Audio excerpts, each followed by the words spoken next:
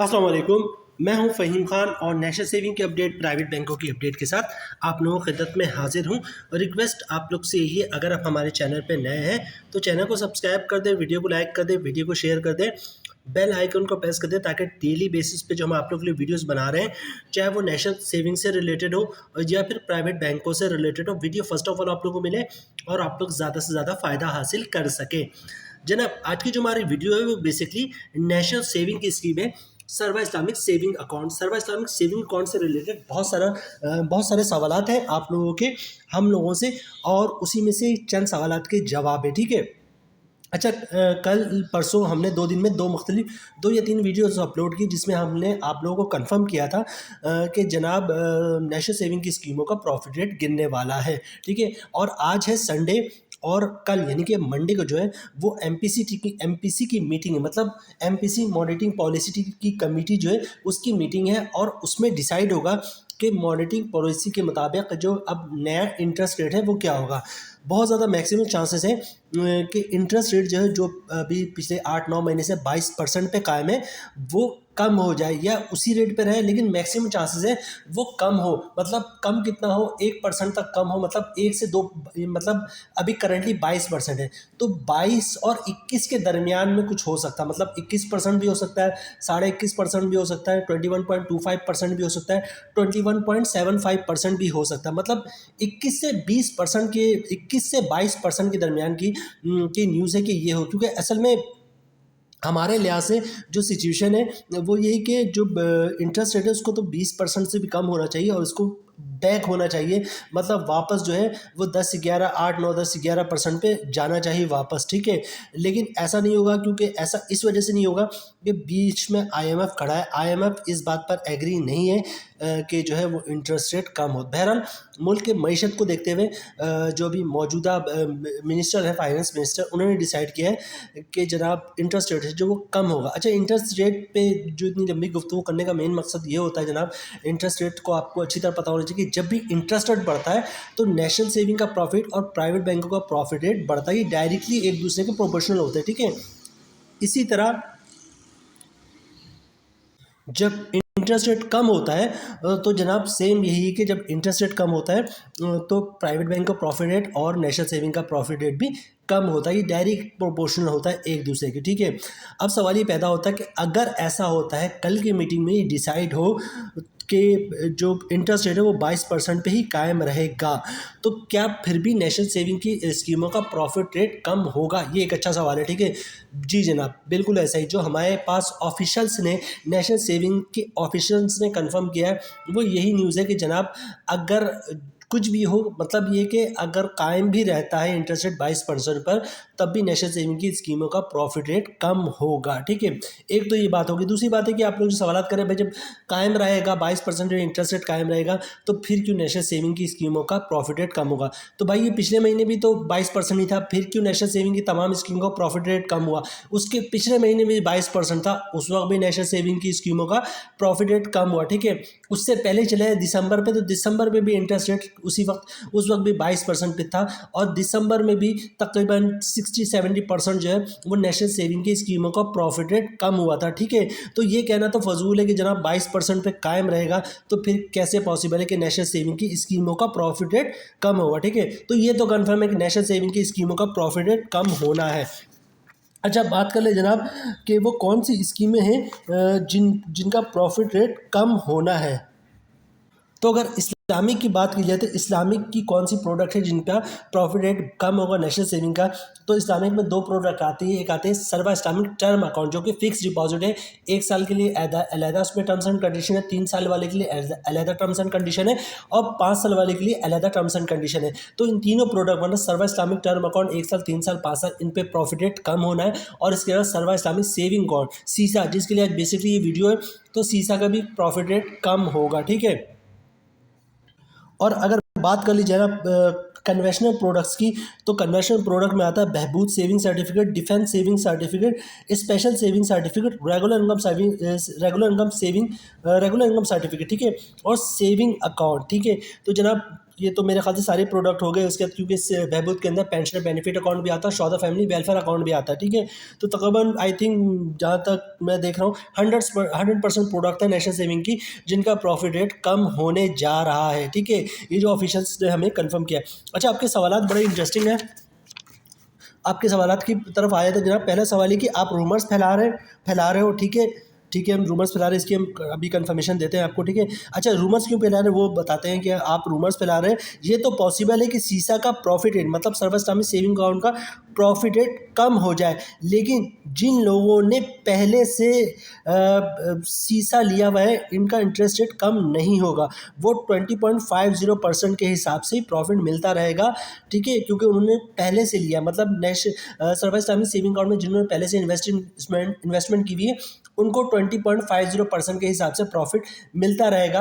अब जब नया रेट आएगा, तो अगर जब सीसा में डिपॉजिट खुलता है तो जो नए लोग डिपॉजिट करेंगे वो नया रेट उन पे एप्लीकेबल होगा। ये साहब हमें कह रहे हैं कि ऐसा है, आप गलत न्यूज़ फैला रहे हो। जिन्होंने सीसा लिया हुआ 20.50% के हिसाब से उनको 20.50% के हिसाब से ही मिलता रहेगा, ठीक है, जैसे बहबूद सेविंग सर्टिफिकेट में मिलता रहता है, ठीक है। ये साहब ने सवाल किया है, ठीक है, देखिए सवाल तो अच्छा करना चाहिए।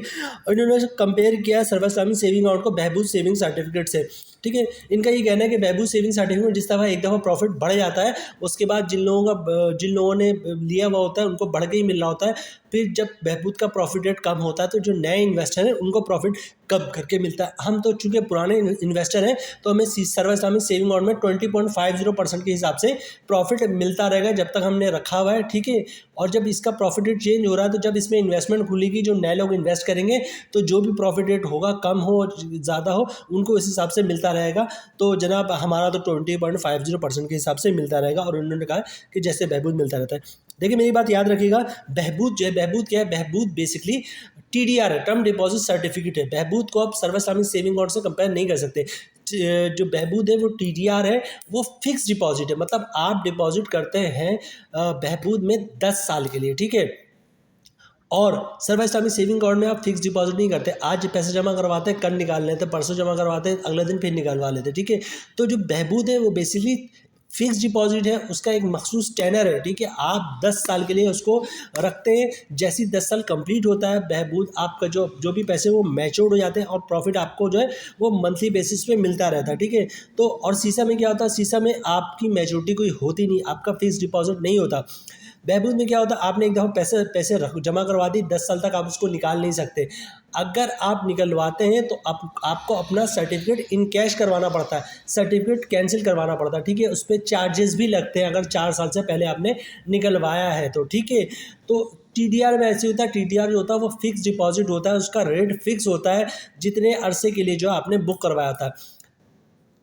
बहबूद सेविंग सर्टिफिकेट पूरे पाकिस्तान में वाहिद सर्टिफिकेट है जिसका रूल थोड़ा सा डिफरेंट है।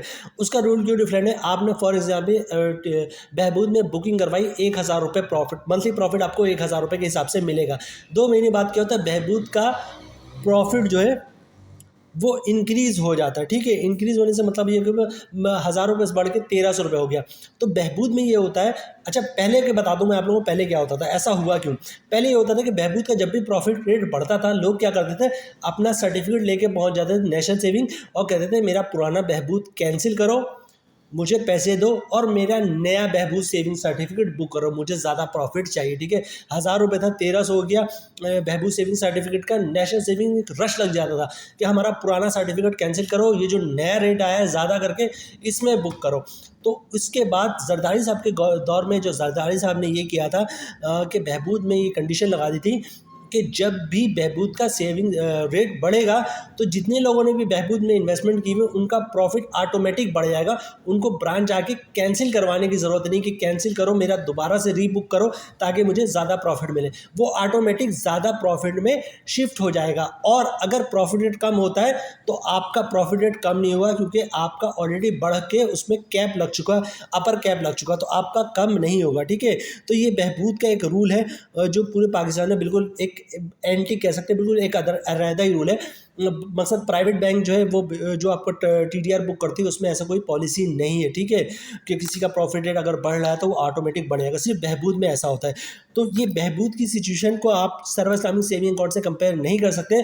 बहबूद एक फिक्स डिपॉजिट सर्टिफिकेट है जिसमें आपका प्रॉफिट रेट फिक्स हो जाता है, और उसमें एक कंडीशन और है कि अगर आपका प्रॉफिट रेट बढ़ेगा तो आपका प्रॉफिट रेट ऑटोमेटिक बढ़ जाएगा, वो भी फिक्स हो जाएगा। अब जो बढ़ गया है वो जब तक आपका मैच्योर नहीं होता वो बढ़ के ही मिलेगा, वो फिक्स हो जाता है, अब कैप लग जाता है, ठीक है। जबकि सीसा जो सर्व इस्लामिक सेविंग अकाउंट वो जस्ट लाइक एक सेविंग अकाउंट है, जैसे प्राइवेट बैंकों का सेविंग अकाउंट होता है।